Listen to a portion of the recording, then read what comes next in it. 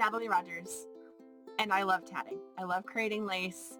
I love teaching new people how to tat. I love teaching new techniques to tatters who have been tatting for years. I love encouraging tatters to become designers. I started tatting myself in 2012 when one of the Shuttlebirds Tatting Guild members taught me how to tat. And that night I went looking for patterns of what can I create with this new skill that I'm learning.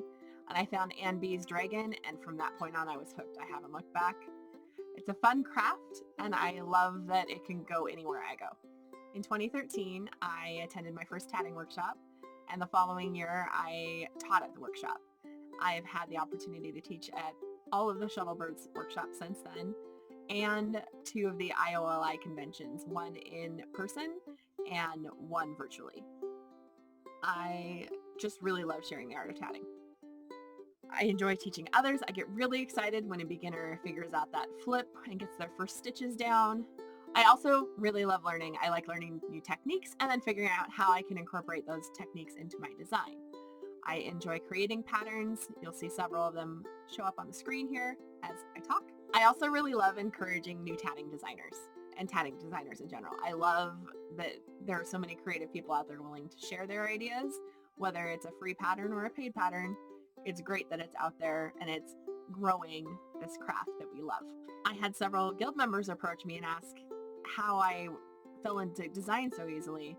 And in talking with them, I figured out that when they've sat down to design, they've kind of had the writer's blank page issue where they start a blank page and they don't know where to start.